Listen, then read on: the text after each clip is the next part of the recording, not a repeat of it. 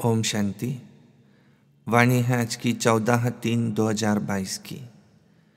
सारे मुरली का मीठे बच्चे, ज्ञान के तीसरे नेत्र से बाप को देखो, बाप को ही याद करो। इस शरीर को देखते हुए भी नहीं देखो।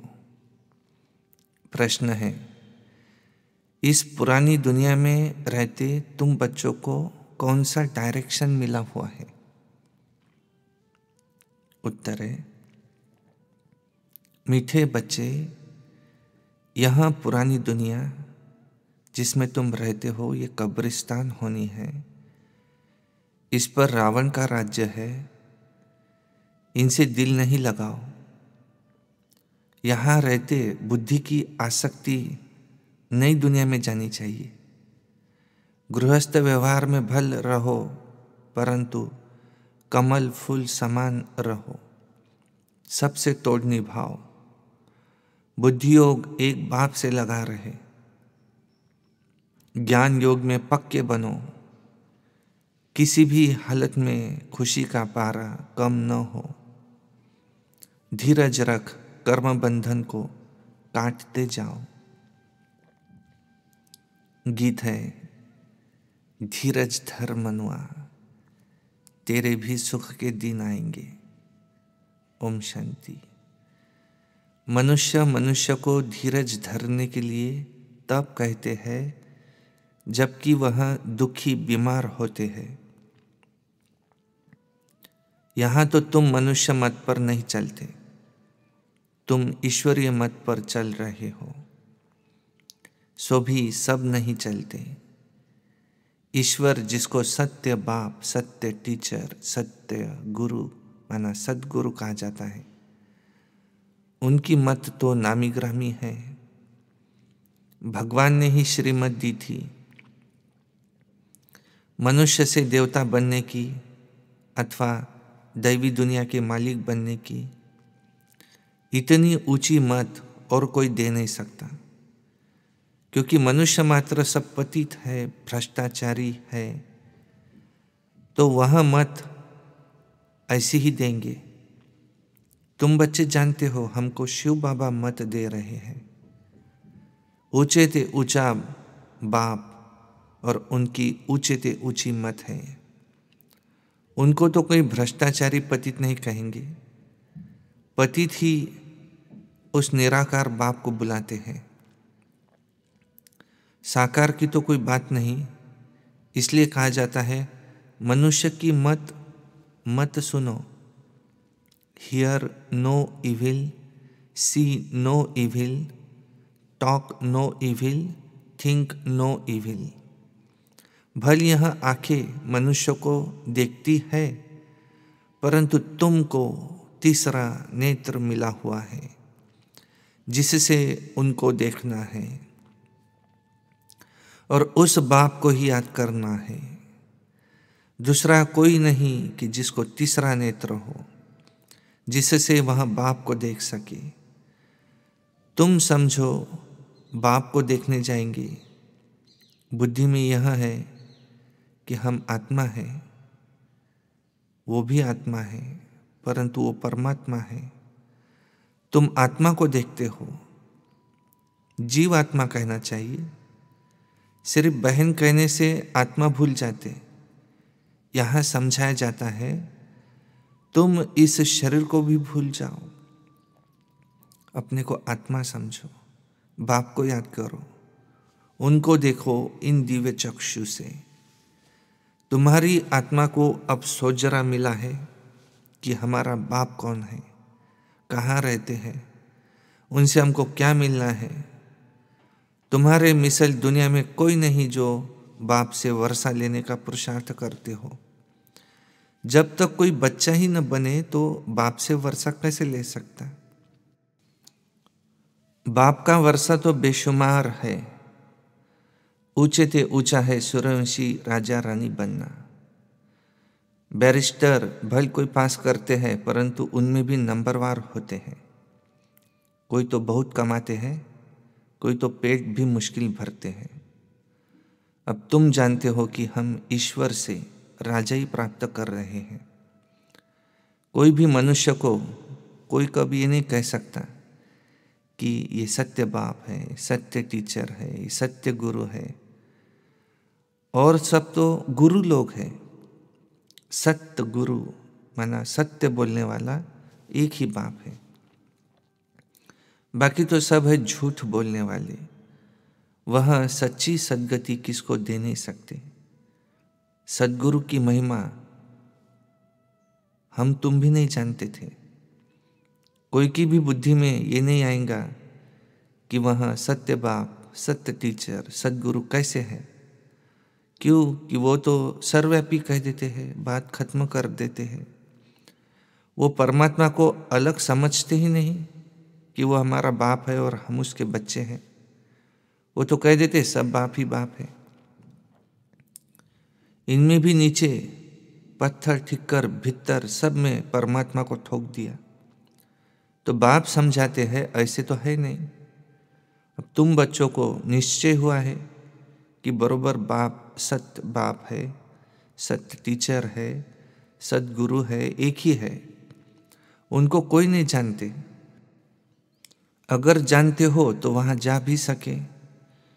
किसको जाना जाता है तो उसके नाम रूप देश काल को भी जाना जा सकता है। नहीं तो जानने से फिर फायदा ही क्या। मनुष्य सब दुखी है, इसलिए शांति चाहते हैं। उनको यह पता ही नहीं है कि हम असल में शांति धाम के रहने वाले हैं।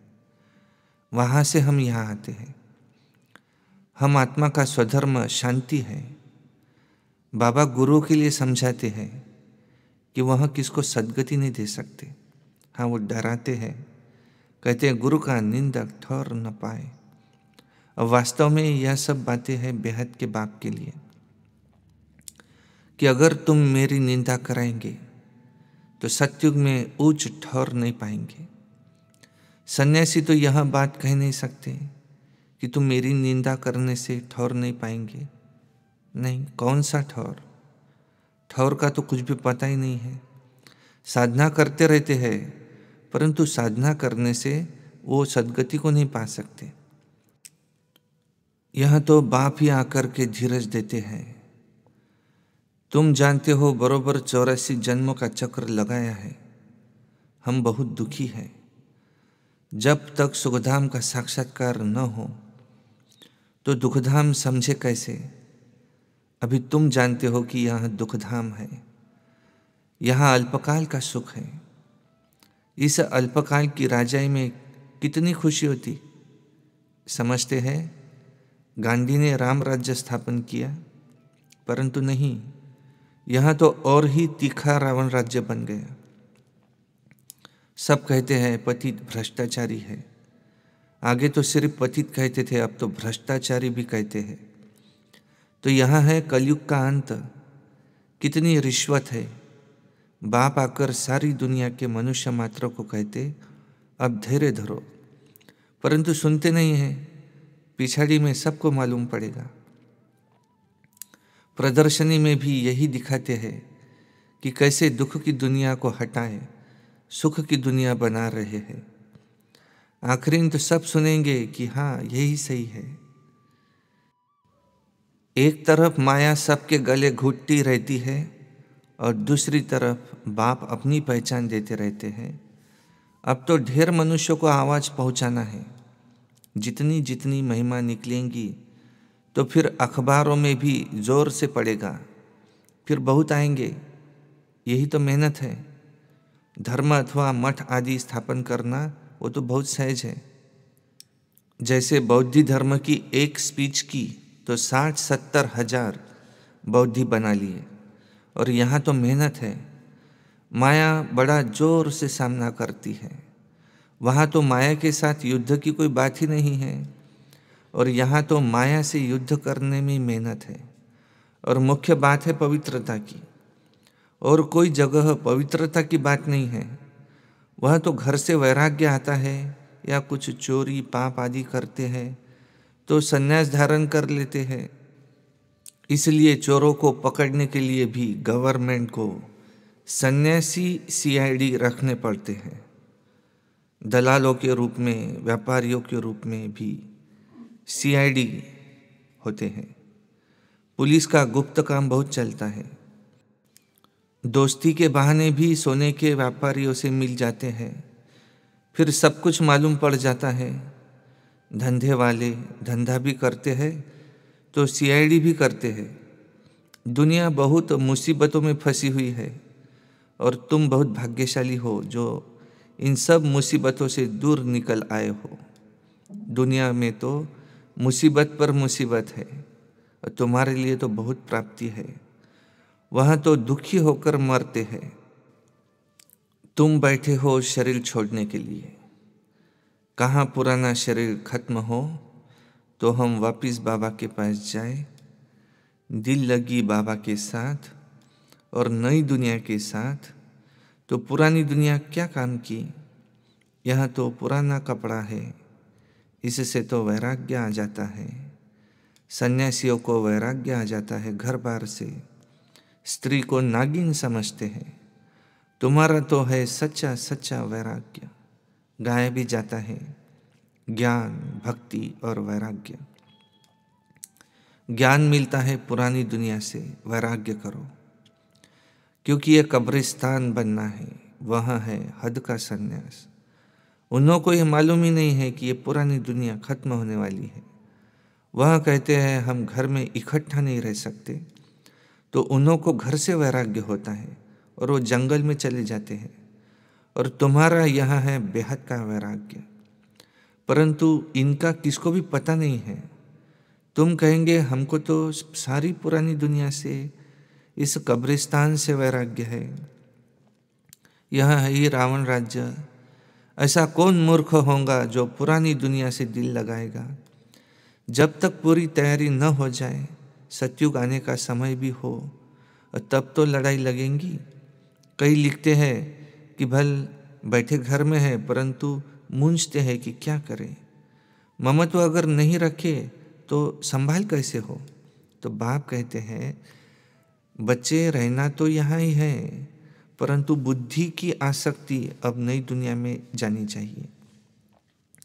सच्चा लव उसमें जाना चाहिए। इस पुरानी दुनिया से वैराग्य है, इस देह से भी वैराग्य है, तो बाकी क्या रहा? बहुत पूछते हैं बाबा आप कहते हो दोनों तरफ तोड़ निभाना है, सो तो जरूर करना है। अगर तोड़ नहीं निभाएंगे तो सन्यासियों के मिसल हो जाएंगे। गृहस्थ व्यवहार में रहते पवित्र रहो, देहाभिमानी बनने का पुरुषार्थ करो, तो बुद्धियोग बाप से लग जाएगा। मैं आत्मा हूँ, बाप के पास जाना है। और बाप कहते हैं गृहस्थ व्यवहार में रहो, परंतु कमल फूल समान बनो। ज्ञान और योग नहीं होगा तो लटक पड़ेंगे। हर एक की जन्मपत्री अलग अलग है, हर एक के लिए युक्ति भी अलग अलग मिलती है। कोई तकलीफ हो तो पूछो, कोई भी हालत में खुशी का पारा चढ़ना चाहिए। हम घर जाते हैं और फिर आएंगे नई राजधानी में, बाकी थोड़ा समय है। पाठ बजाना है, ममत्व तोड़ना है। हर एक का कर्म बंधन अलग अलग है, कोई का हल्का कोई का भारी। बाबा से युक्ति लेकर धैर्यता से कर्म बंधन को काटते जाना है। इसमें गुप्त मेहनत चाहिए। बुद्धि को यात्रा में ले जाने की मेहनत है। घड़ी घड़ी बुद्धियोग टूट पड़ता है। अब परिपक्व बन जावे तो कर्मातीत अवस्था आ जाए। अभी तो अनेक प्रकारों से विकल्पों के तूफान लग पड़ते हैं, इतने जो नींद ही फिट जाती है। विकल्पों को ही तूफान कहते हैं। और सत्संगों में ये बातें तो नहीं होती, वहाँ तो कंदरस, परंतु फायदा कुछ भी नहीं। और यहाँ तो यहाँ पढ़ाई है आमदनी के लिए, पढ़ाई को कंदरस नहीं कहेंगे। तो बाप समझाते हैं यह अंतिम जन्म है, पुरानी दुनिया खत्म हो जाने वाली है, तो क्यों न श्रीमत पर चल ऊंच पद पाए। जब तक इसमें होशियार हो जाओ तब तक शरीर निर्वाह कर्म तो करना ही है, और फिर इस ईश्वरीय सर्विस में लग जाना है। सारी दुनिया को सैल्वेज करना है। तुम हो ही सैल्वेशन आर्मी। नर्क से निकाल तुम सबको स्वर्ग में ले जाते हो। वो सैल्वेशन आर्मी ये नहीं जानती कि विश्व का बेड़ा अभी डूबा हुआ है, कि सब रावण की जंजीर में फंसे हुए हैं। सारे विश्व को अब सैल्वेज करना है, इसमें तो बाप की मदद चाहिए। तो तुम हो रूहानी ईश्वरीय सैल्वेशन आर्मी। मनुष्य मात्र को रावण के पंजे से छुड़ाना है, इतना नशा चाहिए। ये जिस्मानी सोशल वर्कर वो तो ढेर है, अब तुम कितने थोड़े हो। यहाँ तो मनुष्य भी ढेर, सतयुग में मनुष्य बहुत थोड़े होते हैं। तुम बच्चे थोड़े हो, रूहानी बाप से वर्षा लेते हो। यह अंतिम जन्म जो कौड़ी जैसा है, उनको हीरे जैसा बनाना है। एक ही आदि सनातन देवी देवता धर्म की स्थापना और अनेक धर्मों का विनाश। बाप ही एक धर्म की स्थापना करते हैं और कराते हैं। सैपलिंग लगाने अथवा स्थापना करने में बहुत मेहनत लगती है। जब तक किसी को बाप का परिचय नहीं दिया, किसी को बाप समान नहीं बनाया है, तब तक खुशी का पारा नहीं चढ़ेगा। खुशी का पारा तब चढ़ेगा जब दान करेंगे। जिसके पास धन हो और दान न करे तो उसको क्या कहा जाता है? मनहूस। और यहाँ फिर ऐसे नहीं है, जिसके पास है वो तो देते रहेंगे, नहीं तो समझेंगे इनके पास धन ही नहीं है। अच्छा, मीठे मीठे सिक्के लधे बच्चों प्रति माता पिता बाप दादा का याद प्यार और गुड मॉर्निंग। रूहानी बाप की रूहानी बच्चों को नमस्ते, और हम रूहानी बच्चों की रूहानी बाप दादा को याद प्यार गुड मॉर्निंग नमस्ते। धारणा के लिए मुख्य सहारे। नंबर 1, ईश्वरीय सैल्वेशन आर्मी बन विश्व के डूबे हुए बेड़े को पार लगाना है। मनुष्य को कौड़ी तुल्य से हीरे जैसा बनाना है। ज्ञान धन दान करने में कंजूस नहीं बनना है। 2 नंबर, अपनी दिल बाप और नई दुनिया से लगानी है। इस पुरानी देह से बेहद का वैरागी बनना है। वरदान, दिव्य बुद्धि द्वारा सदा दिव्यता को ग्रहण करने वाले सफलता मूर्त भव। बाप दादा द्वारा जन्म से ही हर बच्चे को दिव्य बुद्धि का वरदान प्राप्त होता है। जो इस दिव्य बुद्धि के वरदान को जितना कार्य में लगाते हैं, उतना सफलता मूर्त बनते हैं, क्योंकि हर कार्य में दिव्यता ही सफलता का आधार है। दिव्य बुद्धि को प्राप्त करने वाली आत्माएं अदिव्य को भी दिव्य बना देती है। वह